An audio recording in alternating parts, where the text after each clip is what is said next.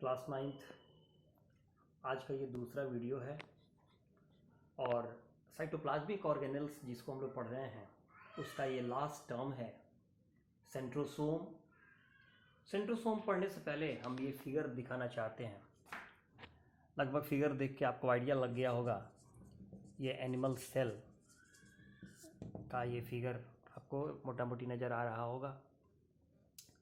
तो animal cell में जो ये न्यूक्लियस का हिस्सा है ठीक इसके ऊपर और इसके नीचे ये राइट एंगल पर ऐसे स्ट्रक्चर देखने को मिलता है। असल में ये टॉपिक अगर देखा जाए तो मेनली आप जब और बड़े क्लास में जाइएगा 11th में इसको बहुत डिटेल में पढ़ना है, लेकिन यहाँ बस नाम जानिए और जो फंक्शन एक्चुअल में वो जानिए। तो ये जो स्ट्रक्चर आप दोनों तरफ न्यूक्लियस के दोनों तरफ देखने को मिलता है, इसी स्ट्रक्चर को हम लोग सेंट्रोसोम कहते हैं। और याद रखना है कि इसके दोनों जो ये पार्ट हैं वो दोनों एक दूसरे पर 90 डिग्री पर भी जुड़े हुए होते हैं। ठीक है, अब आते हैं टॉपिक पर। सेंट्रोसोम कहता है centrosome is a distinct region of the cytoplasm close to the nucleus of animal cell. जैसा बताया ही आपको, न्यूक्लियस के पास में ही एनिमल सेल में न्यूक्लियस के पास में ही एक ये पार्टिकुलर खास प्रकार का स्ट्रक्चर देखने को मिलता है। It usually has two central granules called centrioles. They are attached at each other to the each other at right angle। यानी एक दूसरे से ये जो इसके जो दोनों से सेंट्रियोल्स निकले होते हैं वो दोनों के दोनों जो हैं वो अटैच होते हैं एक दूसरे से। कहाँ पर? तो 90 डिग्री पर अटैच होते हैं, ध्यान रखिएगा। और इसका फंक्शन अगर देखते कि बहुत ज़्यादा डिटेल इसमें नहीं सोचना है, बस अगर नाम हमने बता दिया है तो आपको बता देते। हो सकता है एनसीईआरटी में आपके पास नहीं भी दिया हो, लेकिन जानिए नाम बता दिए हैं तो इसके बारे में कुछ जान लीजिए कि सेंट्रोसोम जो है वह भी एक साइटोप्लाज्म का ही एक स्ट्रक्चर है, साइटोप्लाज्मिक ऑर्गेनेल है। और ये डेवलप्ड फॉर्म में ये एनिमल सेल में ही पाया जाता है और ये न्यूक्लियस के पास ही रहेगा। न्यूक्लियस के पास रहने वाला एक पार्टिकुलर जो है रीजन है वहीं पर ये पाया जाता है और इसके जो सेंट्रियोल्स हैं वो एक दूसरे से 90 डिग्री पर अटैच होते हैं।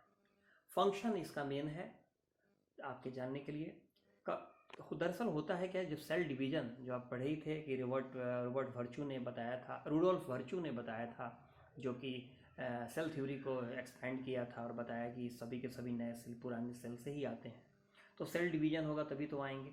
तो at the time of cell division centrioles move to the poles to form spindle fibres which help in the movement of chromatids in the daughter cell. इन दरअसल देखिए क्या है, जब सेल डिवीजन की क्या समय आएगा तो ये धीरे धीरे ऐसे होते चला जाएगा ये पोल की तरफ। यानी कि मान लीजिए इसका ये दोनों पोल है उसके तरफ ये चला जाएगा और न्यूक्लियस उस समय ऐसे स्ट्रक्चर में बनते चला जाएगा।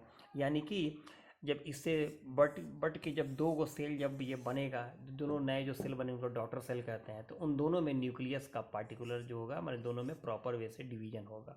तो कुल मिला जुला कर देखा जाए तो न्यूक्लियस के सारे कैरेक्टर को या मदर सेल के सारे कैरेक्टर को डॉटर सेल में भेजने में मदद करता है क्या, सेंट्रोसोम। फिर कहता है they help in the formation of cilia and flagella. Cilia flagella ये दोनों वर्ड आप जो है ये निश्चित रूप से पारामीशियम में और यूग्लिना में पढ़े होंगे। उसका आउटर मोस्ट पार्ट होता है जो उसको मूवमेंट में मदद करता है। 8 में भी था, इस क्लास में भी है, लेकिन जब एक चैप्टर जो है बायोडाइवर्सिटी पढ़िएगा वहाँ पर डिटेल इसके बारे में पढ़ना है। टिश्यू चैप्टर में भी पढ़ना है तो वहाँ पर पूरा पढ़िएगा।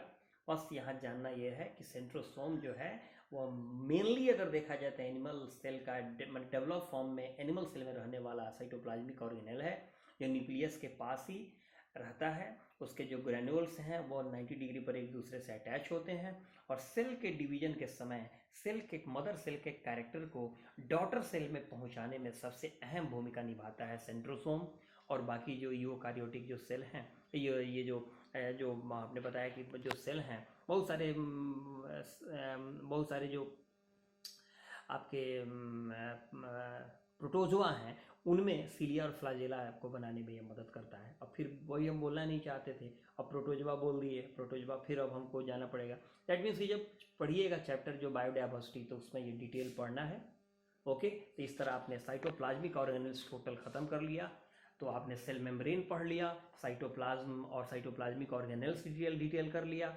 अब इसके बाद न्यूक्लियस का नंबर आएगा। Okay, bye.